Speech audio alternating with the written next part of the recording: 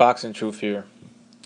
It's now fight week, and it's gonna be a start of a lot of boxing upcoming in the next few weeks after a sort of a down period for the past the month of February. For whatever reason, the premium networks, HBO, Showtime, they don't like to showcase a lot of boxing around the early February, mid-February. I don't know why. Doesn't really make sense. Not much going on. Football's over. Baseball's spring training's about to begin. The basketball season's still in the dog days of the season. So there's not a lot going on in the sports world. So for whatever reason, the premium networks don't take advantage of the opening slots for putting on boxing shows, big time boxing shows for dates in February. It is what it is. So the end of February is upon us now, and fight week is here, and the best fight on paper of this weekend is going to be the unification fight between Frampton and Scott Quigg. And this is going to be a prediction video, a little bit of a breakdown between both fighters. And but watching tape on both guys, I'm pretty sure who's going to win the fight. Been following both guys for quite some time. They're both good fighters. Both are champions. Both are in their primes. It's a good matchup on paper, and stylistically, it should be a very good fight. Both are contrasting styles. They don't have this. They're both very different. Different personality, different type of fighting styles. Just different people. And of course, they don't particularly like each other. Both guys don't think much of the other. Both guys think they're gonna win this fight very easily. That there won't be a need for a rematch. And a rematch would be, depending on the outcome, would be lucrative. It would be a very lucrative fight. Frampton, he's the more boxer type. He likes to showcase his skill set a little more. He's the flashier, the more prettier guy to watch in terms of he's very sharp with his punches. He likes to counter. He likes to he likes to land sharp 1-2s, some feints. He throws a good sharp punches, 1-2s, nice good left hook. He likes to sort of like a boxer puncher type style. I don't see much movement from the fights I've seen. The knock on him is that he's not very good defensively. He's not a defensive wizard. He needs to really improve his defense. He's a sitting duck for right hands. Against Alejandro Gonzalez, he was getting tagged a lot with a lot of right hands, overhand rights, counter rights, and just even lead rights. And Alejandro Gonzalez, he's a green guy from Mexico who moved up in weight to take the fight against Frampton. Wasn't a good performance by Frampton. I mean, in the beginning, he did bounce back from the two knockdowns he received and looked good in outboxing and outclassing Alejandro, but he shouldn't have gotten knocked down by this guy. It was a little bit of a case of bad matchmaking. It was Quigg's first fight with Heyman. It made no sense for him to come to El Paso, Texas, in front of nobody. I mean, this is a guy who's had big crowds, had headliners and big crowds come to his fights over in the UK, and then he fought in a small arena in Texas, and didn't look good in the fight. Didn't make a good impression on U.S. fans. He got knocked down twice. The thing, Alejandro's a very tall guy, and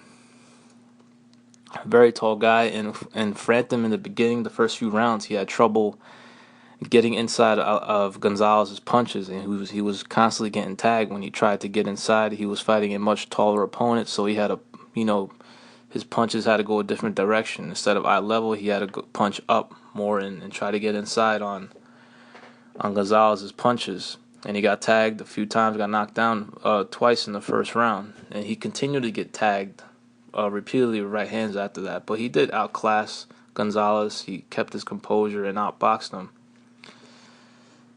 And he hasn't fought since, and now he's gonna head into a unification fight with Quigg. And Quigg is a workman type. He's not very flashy. He's comes forward. He's very physical. He's the workman type fighter. It's nothing like when you watch him fight. You don't see like a lot of flashiness or a great skill, but he's improved a lot over the past couple of years. He's on a roll now. He's been getting a lot of knockouts, very very early in fights, 3 rounds. He seems to be in the best shape of his career. He's more seasoned now. He's gotten he seems to have gotten more powerful as he's gotten more experience now. He has 33 fights now, 31 wins with 2 draws. One of the draws he was able to get a win over Rendell Monroe. He got a draw with, and he ended up knocking him out in the rematch. Quigg, to me, he's a much bigger guy. He has a significant height advantage on Frampton. Very physical, throws a lot of punches. Very good body work. Throws nice hooks, left hooks and right hooks to the body.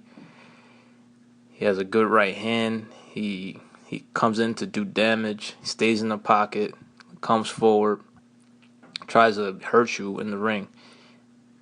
And he's defensively responsible too. He's not just some guy that just walks in and doesn't defend.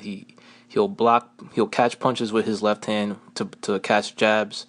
He'll move his head side to side. He'll keep his hands up to block shots.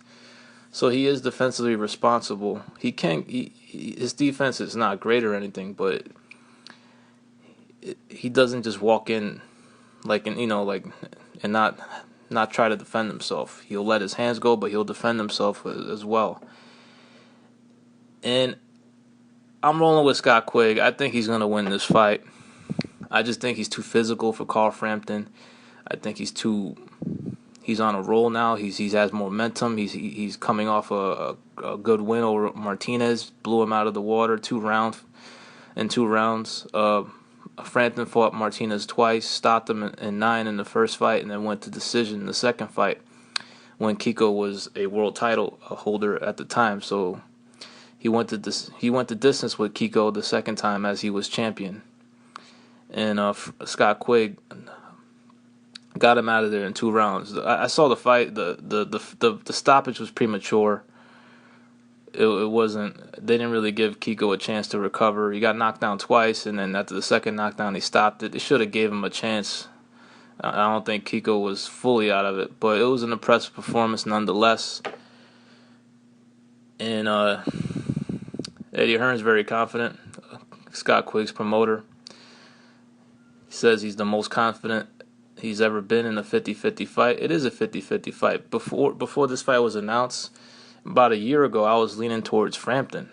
But now, after watching the last few fights, I think Quigg is just on a better run, better roll. And he seems to want it more. He's the hungrier fighter. He's the B-side. He's not making as much money as Frampton. Frampton's getting a very good payday for this fight. Frampton doesn't believe Quigg is as smart as he is. He doesn't believe he has the boxing brain to beat him. However, Frampton's defense is he's got a lot of holes, and the openings that he has is what Quigg is. It results in Quigg's best punches, his right hand. So I see Scott Quigg being too physical for Frampton, who's a really small guy for a super bantamweight. He's 5'5" and only a 62-inch reach. He's gonna have. It's not like Quigg uses his distance much, but he uses his physicality. He uses his strength and his size to his advantage. I see him chopping Frampton down. I see it being a mid-round stoppage around the 8th round. I just don't think Frampton's defense is good enough to withstand Quigg's punches. Quigg has been punching harder lately. He's getting some good knockouts. He's looked very strong in his last few fights. Too big, too physical, too hungry, and I think it's gonna be Quigg's night. Y'all let me know what y'all think. Who you got? Scott Quigg versus Carl Frampton. This is Boxing Truth. I'm out.